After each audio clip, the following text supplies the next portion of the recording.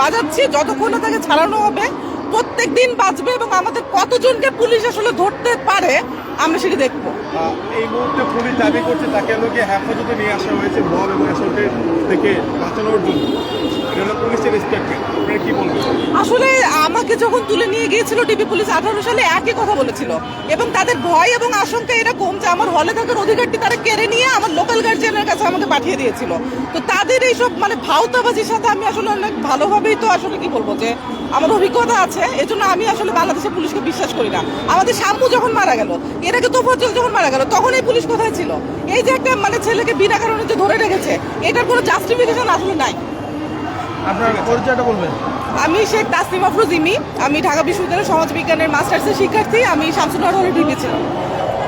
দর্শক দেখছেন এই মুহূর্তে রাজধানীর শাহবাগ থানার ঠিক সামনে একটি মাইকে করে ঢাকা বিশ্ববিদ্যালয়ের শিক্ষার্থী ইমি তিনি একটি মাইক নিয়ে এসে এখানে 7ই মার্চের যে ভাষণ সেই ভাষণ বাজাচ্ছেন এবং এই ভাষণ বাজানোকে কেন্দ্র করে কিছুক্ষণ আগে রাজধানীর চানখারপুল থেকে এক শিক্ষার্থীকে গ্রেফতার করেছে শাহবাগ থানা পুলিশ এবং আটক করেছে শাহবাগ থানা পুলিশ এবং সেই আটকের প্রতিবাদ স্বরূপ শাহবাগ থানার সামনে মাইক নিয়ে এসে ঢাকা বিশ্ববিদ্যালয়ের শিক্ষার্থীরা এই 7ই মার্চের যে ভাষণ সেই ভাষণ তারা এখানে কিন্তু প্রচার করছেন।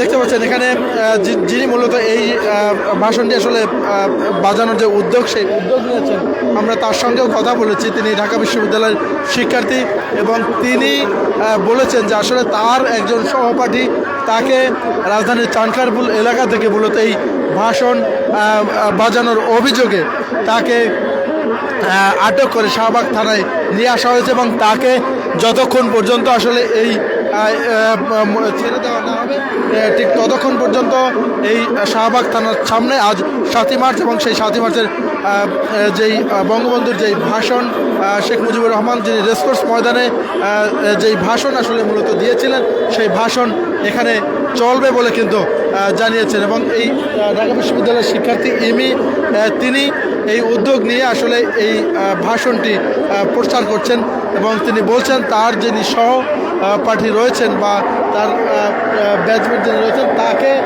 আটক করে নিয়ে আসা হয়েছে এবং সেই আটকের প্রতিবাদে তিনি এখানে এই ভাষণ তিনি বাজাচ্ছেন এমনটাই কিন্তু তিনি বলছেন। আমরা একটু ইমির সঙ্গে যদি একটু কথা বলি, আমরা ইমির সঙ্গে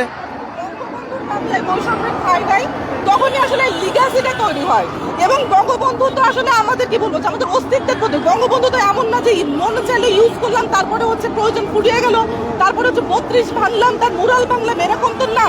তিনি তো আসলে আমাদের জাতির জনক, এটা তো অমীমাংসিত একটা ব্যাপার। এই কারণেই আমার মনে হয় যে যতবার বঙ্গবন্ধুর এই আওয়াজ থামাই দেওয়ার চেষ্টা করা হবে ততবারই আরো তীব্রভাবে কেউ না কেউ সেই প্রতিরোধ করে দেবে। যেখানে আমরা দেখেছি তো আওয়ামী লীগ যারা করে তাদের তো কোনো নেতা কর্মী এখানে করতেছে না, আপনারা কেন করতেছেন? সার্জিস করতেছেন এই জন্য, সার্জিস আলম করছেন না এই জন্য কি বলবো সাবেক ছাত্রলীগ নেতা কিংবা হাসনাত যে বঙ্গবন্ধুর 7 মার্চের ভাষণ নিয়ে যে কথা বলছিল ওটা বলতেছেন এই জন্য এখন আমরা বলতেছি। একজনকে আটক করে নিয়ে আসা হয়েছে, আপনাকেও কি আটক করা হতে পারে কিনা এরকম সংখ্যা আছেন কিনা? আপনারা কোনো উদ্যোগ নিয়েছেন কিনা? আমরা সেটার প্রতিবাদ স্বরূপ বঙ্গবন্ধুর ভাষণ বাজাচ্ছি এবং তাকে যদি এইভাবে আটকে রাখা হয় অন্যায়ভাবে, আমরা এই ভাষণ প্রত্যেকদিন বাজাবো যতদিন পর্যন্ত তাকে পুলিশ আটকে রাখবে ততদিন। আপনাকে আটক করতে পারে কিনা এরকম সংখ্যা করবে, কতজনকে করবে আটক? কেউ না কেউ ঠিকই দাঁড়া যাবে। দেখেন আমি যে অন ক্যামেরা বলতেছি, আমাকে ধরে নিয়ে যাবে আরেকজন দাঁড়ায় যাবে, তাকে ধরলে আরেকজন দাঁড়িয়ে নিয়ে যাবে। কতদিন জনকে আটকাবেন? এত সোজা নাকি সবকিছু? ধরতে বলে ভাইরাল হতে করছি, ভাইরাল হওয়ার প্রয়োজন এখন কেন করবে? এতদিনও তো চাইলে ভাইরাল হতে পারতাম। এটা আসলে খুব অসম্মানজনকই। আমি 10 বছর ধরে একটা অ্যাক্টিভিজম করছি, হুট করে এগুলো প্রশ্ন আসলে খুব আমাকে আক্রমণ করা উচিত। অভ্যুত্থানের পরে আরো 7 মাস গিয়েছে, সেখানে আমরা দেখতে পাইনি নির্বাচনের পরেই কেন বা কারণ গত দেড় বছরে 32 ভাঙাও তো আপনারা দেখছেন, এর আগে দেখেন নাই? তখনও তো আসলে সেই প্রতিরোধটা আসার দরকার ছিল, আসে নাই। এবং শুধু যে বঙ্গবন্ধু এমন না, ব্যাপারটা যে বঙ্গবন্ধুকেই টার্গেট করা হচ্ছে মুক্তিযুদ্ধকে। যদি বঙ্গবন্ধুর উপরে হামলাটা করে পার পেয়ে যাওয়া হয়, তারপরে হামলা করা হবে মেজর জিয়ার উপরে, তারপরে যখন পার পেয়ে যাওয়া হবে জাতীয় 4 নেতা আছে, আমাদের যারা মুক্তিযোদ্ধা আছে সবাইকে একে একে টার্গেট করা হবে। এইটা আমরা হইতে দিব না। যখন জিয়াউর রহমানের বিক্রম কেড়ে নেওয়া হয়েছিল তখন আপনারা মাঠে নেমেছিলেন? তখন আসলে আমার মানে স্মৃতিতেও নাই, আমার সেই বয়সটা ছিল। ধীরে ধীরে আওয়ামী লীগকে নর্মালাইজ করা হচ্ছে। নর্মালাইজ করার ব্যাপারটা আসলে মানে ধরেন যে আমার এই ক্ষুদ্র জায়গা থেকে এই প্রশ্নের উত্তর আমি দিতে পারি না। এখন কথা হচ্ছে যারা রাষ্ট্র ক্ষমতায় আছে, বিশেষ করে আমি যদি বিগত সরকারের কথাই বলি, তারা যদি মিনিমাম সুশাসন দিতে পারতো, তারা যদি আমাদের ছোট ছোট বাচ্চাগুলোকে, আসিয়া থেকে শুরু করে বাকি বাচ্চাগুলোকে নিরাপত্তা দিতে পারতো, সুশাসন দিতে পারতো, এই প্রশ্নটাই আসলে তখন আর অপ্রাসঙ্গিক হয়ে যেত। এই প্রশ্নকে যারা প্রাসঙ্গিক করে তুলেছে তাদের কাছে আসলে এই প্রশ্নের উত্তর আপনাদের চাওয়া উচিত।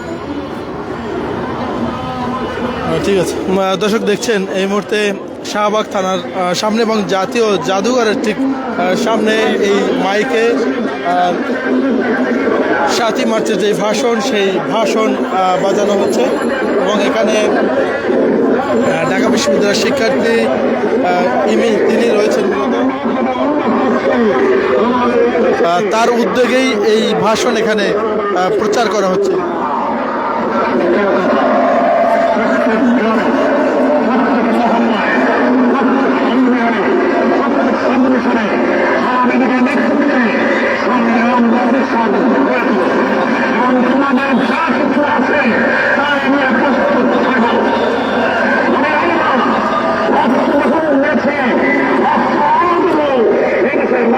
জাতীয় জাদুঘরের সামনে প্রচারিত হচ্ছে 7ই মার্চের ঐতিহাসিক ভাষণ এবং আমরা এর আগের বছরগুলোতে, অর্থাৎ যখন আওয়ামী লীগ সরকার ক্ষমতায় ছিল, ঠিক তখন কিন্তু এই 7ই মার্চে দেশ জুড়ে বিভিন্ন পাড়া মহল্লা এবং বিভিন্ন আওয়ামী লীগের উদ্যোগ সহ বিভিন্ন সংগঠনের উদ্যোগে এই 7ই মার্চের ভাষণ প্রচার করা হতো। তবে 2024 সালের গণ অভ্যুত্থানের পর গত 2 বছর কিন্তু এটি আসলে আমরা বাজাতে দেখিনি, কিন্তু এরপরে ঠিক আজকে 7ই মার্চ সকালে একজন সাউন্ড বক্স নিয়ে উদ্যোগে ঢাকা বিশ্ববিদ্যালয়ের শিক্ষার্থী এবং এ পর্যন্ত যতটুকু তথ্য পাওয়া গেছে তিনি নিষিদ্ধ ঘোষিত ছাত্রলীগের পোস্টেড নেতা ছিলেন শহীদুল্লাহ হলেন।